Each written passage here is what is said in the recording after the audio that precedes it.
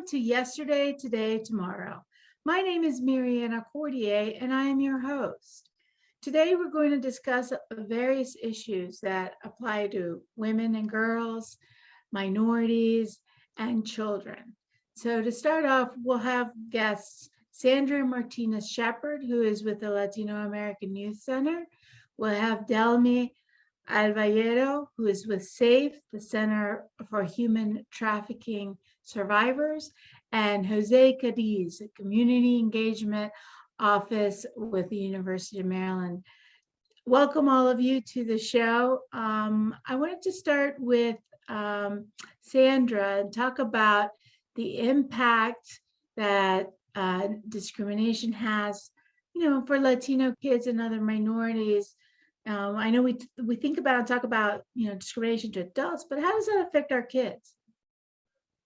Yeah, thank you for having me in your show. I think as adults, we constantly forget that our kids have their own feelings, right? And we need to validate their feelings, and we need to understand that although they might not have rights to make decisions for themselves, they feel just like us. And we need to be open to listen to them and make sure that when there are things that come up, we address them and to be supported. And so in terms of, I think that as adults, right, if I'm understanding your question correctly, that's one of the things that we usually do as a mistake, thinking that we're protecting them, but in reality, we are harming without listening to what is it that they have going on in their lives, which is very important to do.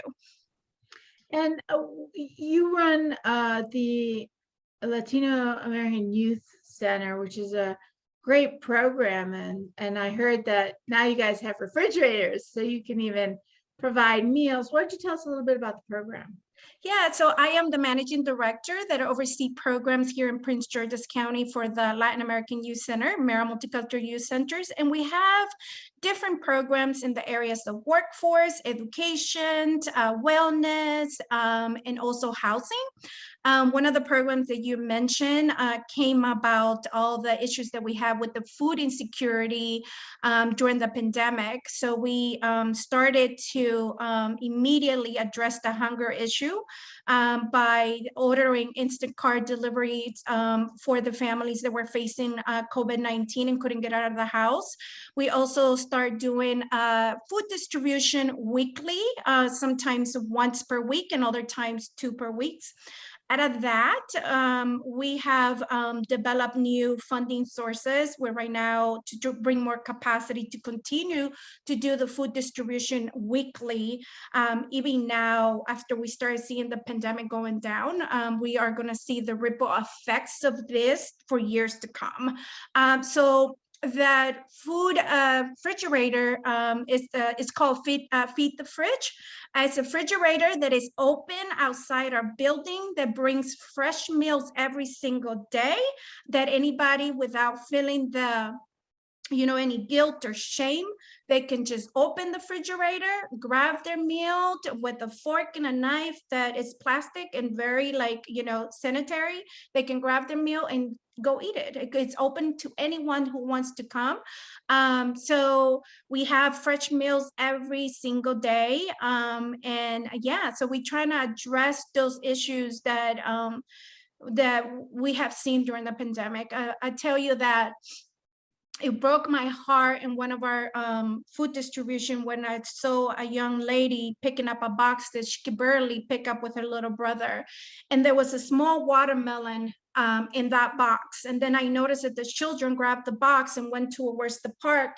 And then they grabbed the watermelon and just broke it and started eating it there. And for a second, I was like, are we in a third world country kind of thing? Like you get in shock when you see this for the first time in this country.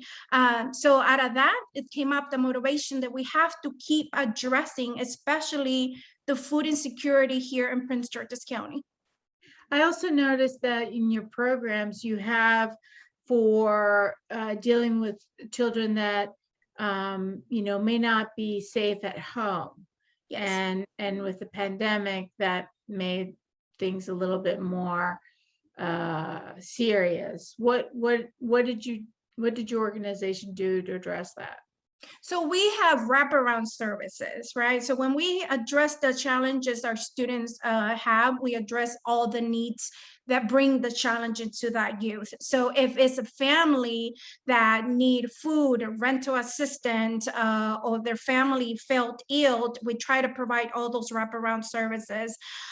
We address some of the issues by providing a program that is called Host Homes, that is an emergency shelter for 21 days for youth ages 12 to 17. We provide counseling services with the whole goal to address whatever challenges the mom and dad and the son or the daughter is having, to then bring them and reunite them together. In addition to that, we started this year, we have 7 apartments, and the University of Maryland is one of our sub-grantees, where we provide housing for college students who are facing homelessness.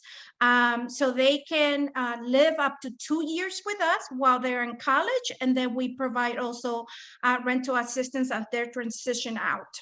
That's amazing. That's so amazing, because there's so much need, and we don't sometimes realize how much need there's out there. And which brings me to Delmy, because vulnerable children, girls and boys, get victimized and used by people who are trafficking them. So Delmy, I would ask you about your center and the projects you have for helping these survivors of human trafficking. Yes, the UND Safe Center is an organization that provides support to survivors of human trafficking. And this past year, of course, we have quickly transitioned into providing services online. And we have supported our clients, our survivors, through legal, social services, case management, and also behavioral health, trying to provide all the supports that are needed for victims of human trafficking. We have seen an increase of participation because we were able to open up the services via different ways to. And you are right about the victimization, that is easier for when people are in need. That's when traffickers take advantage, right, of the vulnerabilities of young persons who are looking for a job, or who are in need of the basic necessities like housing, food, and especially support, emotional support. I know, thank to the organizations that are here present, the Latin American Youth Center. I have worked there for 10 years, and I know the wonderful work that the Latin American Youth Center, Maryland Multicultural Center does. And we want to, we are in collaboration. We want to collaborate with also the different schools in the area, the high schools. We want to provide prevention work. Delmy, I think that most of the audience isn't aware that a lot of the source countries, or one of the source countries for trafficking, is the United States. And that a lot of these victims that are lured, or, I would say, taken advantage of by the folks that are trying to get more individuals to, basically it's to prostitute them. Many of them are very young. These are under the age of 18. And by the time that they are released from trafficking or dumped on the streets because they've become too old, they can be anywhere from 16, 18 and up. So to give the audience an idea that children that are being trafficked are fairly, very young ages. And so when they're, dumped back on the streets, they need Delmy's services, because they don't know, they have never been able to take care of themselves before, because they were always under the control of other people. Isn't that right, Delmy? Yes, there are minors who are, victimized, and at the same time, we do have adults as well. We have persons who are being victimized, in labor situations. Also, that is why the building multidisciplinary approaches and support is important. Organizations such as the UND Safe Center and Latin American Youth Center and other organizations working together to address and to tackle these issues of human trafficking is really important, because we are able to see the supports in different stages, when they are children, when they are adolescents, when they are adults. Because unfortunately, the victimization goes across ages. It's not only young children, and mostly when trafficked young children, unfortunately, are trafficked within families, by their families sometimes, or by relatives. And so, having the different eyes, building that awareness about what human trafficking is at the state level, at the community level, is very important, so that we have, different eyes watching for the safety and to provide support to the victims. Which brings me to you, Jose, and about the importance of community engagement, and having the community know and be aware of the resources. Yes, absolutely. So as you know, we're with the Office of Community Engagement at the University of Maryland. These are great partners that we have here today, speaking very, highly on the things that they are more privy to. And I know that for us, the resources is a huge thing that we continue to highlight.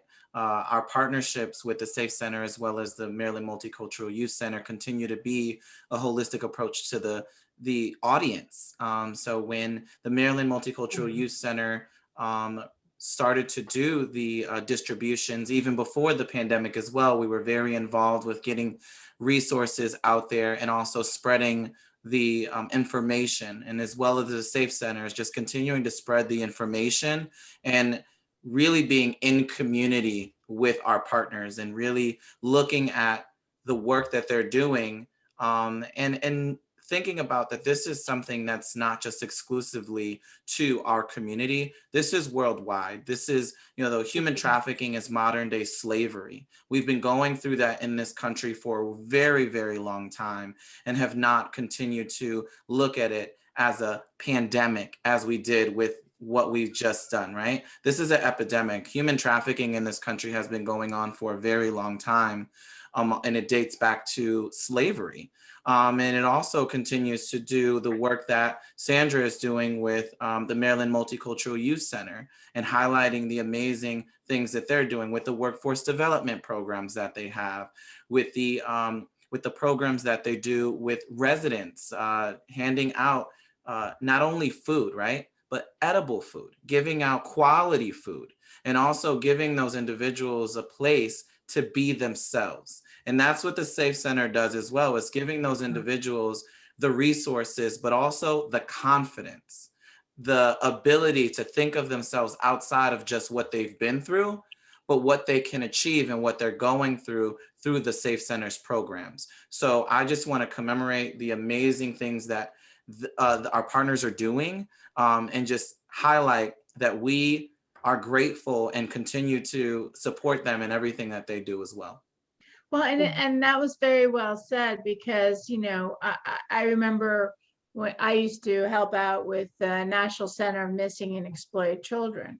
And one of the things that, we were noticing were, for instance, women were being sourced out of countries being promised modeling jobs or really amazing work out of Colombia and out of other Central and South American countries to go to Japan or, to the Middle East, and they would confiscate their passports, and they were stuck. They had no money and no resources to escape or to get home.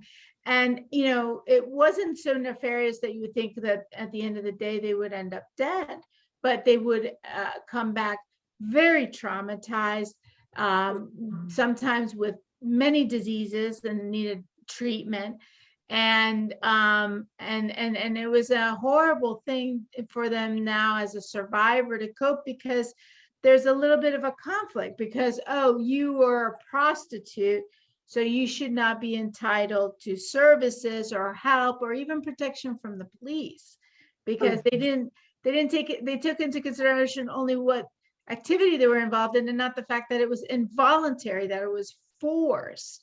And so, when we look at this issue, it's easier to sympathize with the kids, but sometimes the sympathy is seriously lacking for the adults who are still victims. And so, Delmy, when you're coping with or helping these survivors cope with their new reality, how big of a struggle is it? You just described some of the struggles, right? The shame, the guilt, and also the multiple victimizations that the survivors go through. Many times, just having this space where they can share what had happened to them is a monumental step, because they feel that they are being heard, that someone is believing the stories. Many times, many victims do not speak up, or don't share, or don't seek support, because they don't think that someone is going to believe them. And so humanizing the experience and bringing back the humanity, sometimes the work of therapy and the work of economic empowerment, the work of a case manager, like kind of being by the side of the survivor, also having the legal support to go through the hurdles of the legalities and the challenges that many of our survivors have gone through, because probably the trafficker had used their names, their social security numbers, and had created all kinds of legal problems for the survivors. And so that's why multidisciplinary team approach is very key in the recovery and in the support Sandra, of survivors. I'm sorry, Delmy. And Sandra, I wanted to ask you, because I don't want to run out of time, but you're seeing younger kids, right? Do you see adults, and if you do, how does that work out when you have folks that have been victimized? So, the center, Jose said it very good, that he pointed out the center is a place where people know in the community, right? They feel that they can come for any kind of resources. It could be for food, it could be for workforce, it could be for English classes, or it could be, can you just help me register my child in school, right? So when we get families that might not be in the age range of the youth that we provide services to, we know that the center is a pillar in the community. So we take it up on ourselves to make sure that we follow up with the resources and make the proper referral to the individual who come and see us, where if it's an adult, and then also we work, like Delmy said, we work closely together to when there's any case like that, we make the referral to them, because that's not the area of expertise for us. So we definitely seek for the help, because that that we know that they will be able to handle it. And yeah, we try to make sure for anything that our families come to the center to provide those referrals to the proper way, because the language is a barrier, and our families don't know how to navigate the system. Is your center funded by the state or by the county? And are there other centers like yours throughout the state? Well, in Maryland, we have two different sites there like ours, in Montgomery County and in Prince George's County. They are part of the Maryland Multicultural Youth Centers and the Latin American Youth Center. Let me interrupt you for a second. Where's the one in Montgomery County? It's in downtown Silver Spring. You know, sadly, our community, and I keep saying this when I have, you know, the opportunity or a platform to speak on behalf of the Latin community, that we are the forgotten community, or we are the community that people don't believe that we are here. And therefore, there's not a lot of services that provided. And it's sad for me to say that there is other organizations that are like the center, but not many. In Prince George's County, it's we might have, and I don't even know, maybe you know, Jose or Delmy, correct me if I'm wrong, but another organization that is similar to us is Identity, but they don't have a lot of the services, so you really don't see organizations that have the expertise of working with immigrant community or people, you know, who had just arrived or don't speak the language. So there's not a lot of that. And in terms of your question about the funding sources, majority of our funding sources are federal funds. So therefore, that creates another barrier, that we have to seek for additional donations for us to be able to provide service to the undocumented community, that many we don't, you know, we cannot provide with those federal funds. And Sandra, if someone was watching this show and they wanted to make a donation, how do they do so? Yeah, we have, you know, go to the lycdc.org website, and you would. You did that way too fast. Say it again slow. lycdc.org, or just look for the Latin American Youth Center, and you will see the website, and it's every, you know, organization has the big thing in the top that it says donate. If you want to specifically donate for programs in Prince George's County, you definitely can say that in your notes, and you say you want to donate for programs in Prince George's County. And the same for Montgomery. Yes, and for DC, we have programs in DC. So we are located DC, Prince George's, and Montgomery County. Gotcha.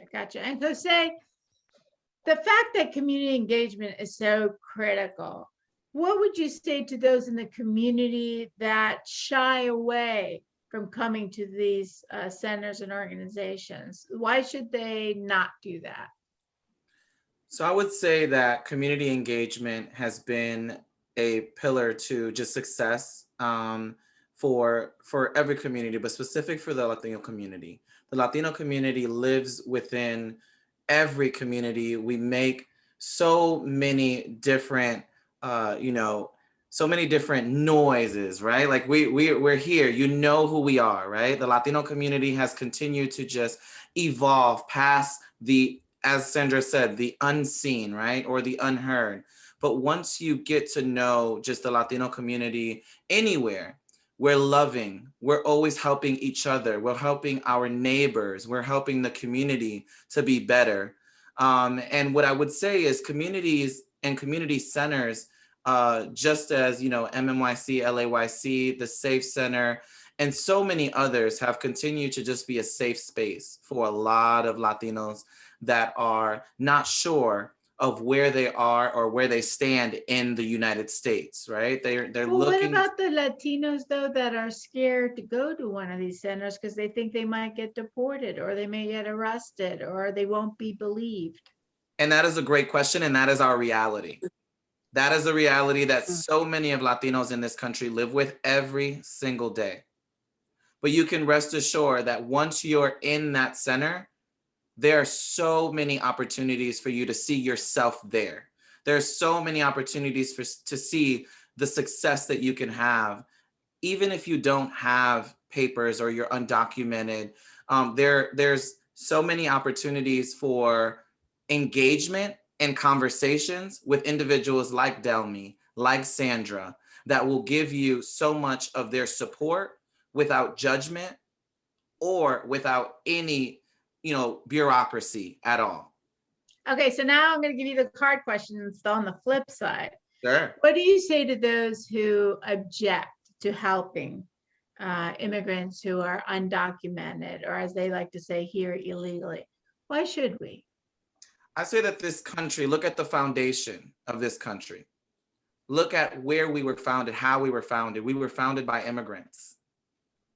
We were founded and continue to prevail over a country that's wasn't ours and still, to me, is not ours.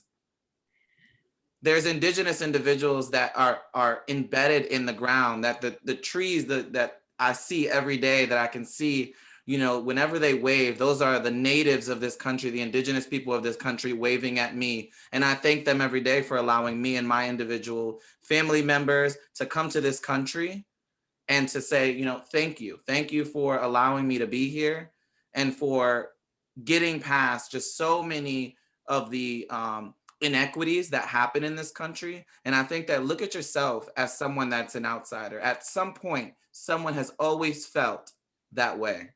And if you can feel that within, you know, anyone that you engage that's undocumented, the empathy, lead with empathy, lead with love, lead with care. And those are the ways that we get to the next generation and say, let's dispel all of these stigmas. Let's dispel all of these stigmas. We don't, you know, we're better together. And divisiveness is not something that this country can ever, we've seen it time and time again, even in this past year. Well, I love it. So you get the last word, to lead with empathy, love, and care. Very well said. With that, we're out of time. I would like to thank my guests for being on the show, the audience for watching. We are on Facebook, on YouTube. You'll catch us at the next time if you look, and we'll see you then. Take care.